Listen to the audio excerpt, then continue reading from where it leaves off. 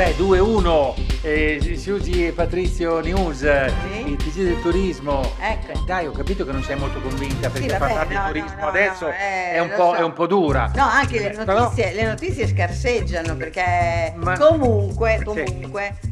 si viaggia lo stesso, e le notizie sul turismo ci sono lo stesso. Per esempio, il DNA e archeologia. Sì, C'è una notizia dalla Turchia sì. che La può essere Turchia interessante. non è vicinissima, però io spero che dai, lungo il In Turchia, Mediterraneo vabbè, insomma, dovremmo in Turchia riuscire. però piena di storia, di tutto, che come lavoro la l'Italia, no? Piena di cose, come tutto questo Medio Oriente tormentato. Cosa hanno fatto in Turchia? Hanno fatto l'identità digitale di 600.000 manufatti nei musei statali, no? Perché? Contro la possibilità che queste cose vengano vendute, vengano perdute, vengano eccetera. Quindi ognuna di questi oggetti è identificata, ha un DNA, diciamo, digitale, per cui appunto non ci saranno più la possibilità di Certo, venderli. che vadano perse perché Esatto, le individui. Impossibile il furto e il traffico illecito. Sì. Questo è un progetto ambizioso che andrà avanti fino al 2028.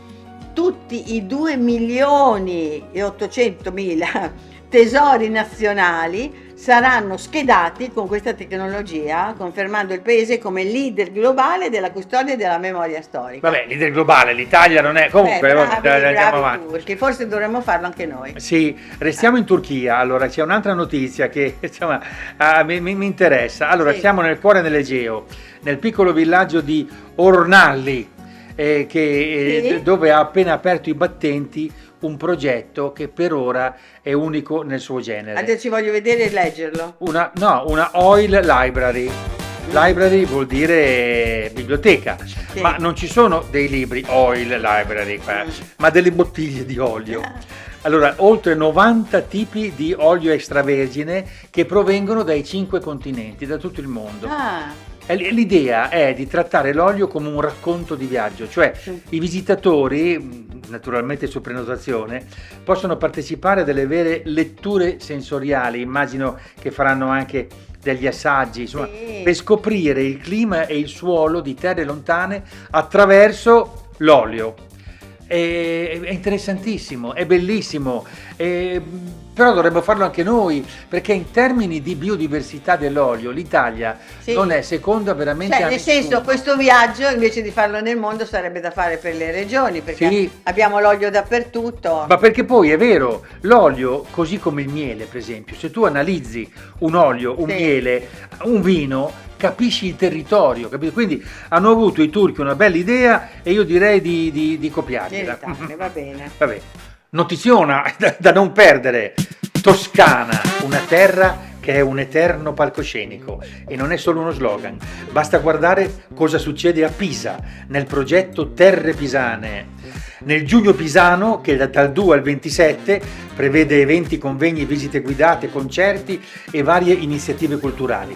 Da sottolineare il 16 giugno la Luminara di San Ranieri, quando migliaia di lumini illuminano i lungarni, e poi il 17 giugno il Palio di San Ranieri, la storica regata tra i 4 quartieri cittadini sull'Arno. Il 27 giugno il Gioco del Ponte, che è una sfida sul ponte di mezzo tra le squadre di Tramontana e Mezzogiorno. E poi c'è anche un contorno ovviamente di esperienze culturali come le aperture straordinarie di chiese romaniche, le iniziative sulle mura di Pisa con visite guidate, percorsi notturni e laboratori, e quest'anno poi Pisa ospiterà la regata delle antiche repubbliche marinare, che è un appuntamento che si tiene ogni 4 anni, come le Olimpiadi. Un amico francese è andato a Pisa e io gli ho chiesto cosa hai visto? La torre. Ma dai, Pisa, oltre la torre c'è di più. Allora, campeggia and sorseggia. Ho fatto io il titolo, Campeggia e sorseggia.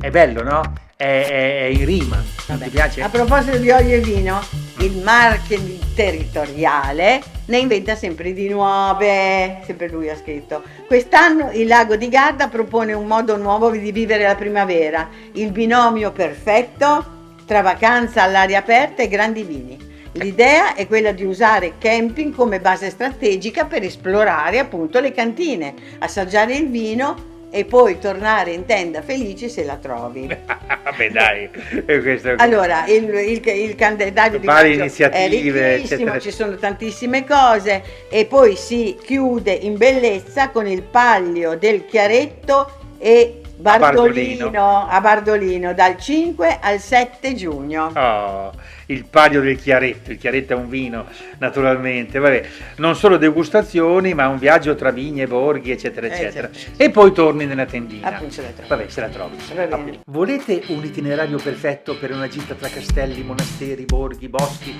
vigneti, paesaggi e natura? Avevate magari pensato al lago di Iseo e alla Franciacorta?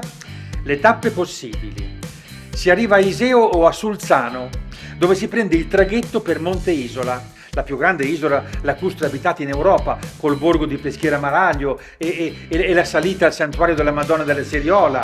Da lì si vede una panoramica totale a 360 gradi sul lago di Iseo. Sì, interessante direte voi, ma come si fa? Semplice, si può fare in treno, con le gite in treno di Trenord. Potete partire da qualunque località della Lombardia, treno più navigazione sui laghi per un giorno, tariffa unica 18 euro. Naturalmente bisogna prenotare entro il giorno prima, il biglietto si compra in biglietteria ma anche online. E per chi non ama il battello, si può proseguire il viaggio in treno verso la Franciacorta. Franciacorta che vuol dire Paderno col castello Oldofreddi, Cazzago San Martino col castello di Bornato, Pazzirano, Adro, Provaglio di Iseo con le famose torbiere del Sebino, le ho viste stupende, e naturalmente in giro ci sono cantine, c'è buon cibo eccetera eccetera, il tutto arrivando in treno. Informazioni trenord.it.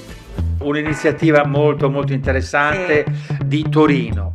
L'Orto Botanico di Torino lancia un'iniziativa unica in Italia, il primo corso di giardinaggio sensoriale. Il giardino si trasforma in un laboratorio dove la natura si scopre con le mani, con il tatto, l'olfatto e anche il gusto. Quindi la cura del verde diventa un'esperienza accessibile davvero a tutti, è molto bello.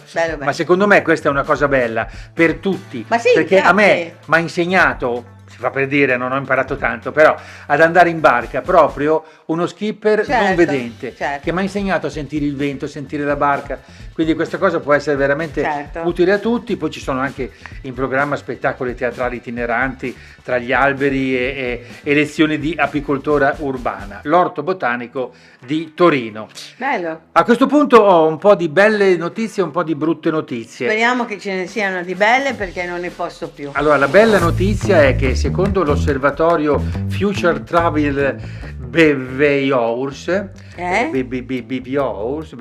sei anche tu però che insomma... Ma sì, ma questi nomi qua, vabbè, insomma, abbiamo capito. Vabbè. Nel 2026 la scelta della meta per i turisti è sempre più dettata dal calendario degli appuntamenti. Si chiama turismo event driven, cioè guidato dagli eventi. Cioè uno va in un posto in un altro perché sa che c'è un evento là, oltre il 40% dei turisti ragiona così. Ma perché sarebbe una bella notizia? Ma perché noi che raccontiamo gli eventi e diamo gli appuntamenti vuol dire che serviamo a qualcosa. Vabbè, d'accordo. E la brutta notizia? La brutta notizia è questa, che a causa delle tensioni geopolitiche, del rincaro dei prezzi eccetera eccetera, 4 visitatori su 10 sono pronti a ridurre la durata delle vacanze o addirittura a rinunciare. Questa c'è. E poi c'è un'altra notizia. Adesso c'è una bella notizia. No, adesso ce n'è una ancora peggio.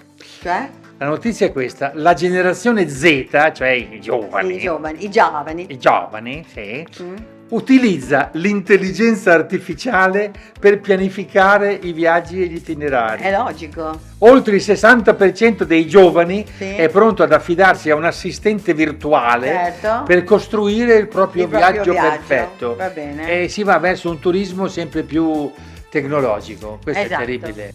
Sì, è una brutta notizia, ma ne vuoi un'altra? Bene, in Germania Alessio Cantarella, il nostro viaggiatore seriale, ha trovato una macchina che fa la pizza. Come una macchina. Sì, come quando prendi Ma fuori dai. sì. Ragazzi, ma che cos'è questa cosa? Pizza rund di ora in 3 minuti. Dai, io la voglio. Scrollen! Quale vuoi? Quattro formaggi. No, meglio salami. Prendi Zurich. No, zio che torno indietro. Una pizza. Voi la volete? Mancano. Ce la Eh dividiamo. no, assaggiamo. Una in tre. Guarda un po'. Salen, magari. Salen ovviamente. Un po' di salen ci sta. Secondo me c'è un tizio là dentro che la fa. Che pizza io? Prendiamo la fortuna. 10, 9. Mi sto sentendo a Capodanno. 7, 6. Ma da dove uscirà? Da qui o da qui? Spero che non la lanciano. Con la pazzesco. carta confezionata. Oh. Pure col piatto d'argento. Ce la taglia? Vabbè, Ha detto che ne ha viste di peggio, ne ha mangiate di peggio in Ok. giro per il mondo. Insomma, siamo messi così. E comunque noi ostinatamente continuiamo a parlare di turismo, perché va bene, il perché turismo è ci una bella siamo. cosa. È bella ecco. cosa, mette in contatto la Sì. gente con Anche l'altra se non è gente. proprio il tempo giusto, Cioè, non però. è- viaggia, Ciao. viaggia. Alla prossima, Ciao. almeno con la testa viaggia.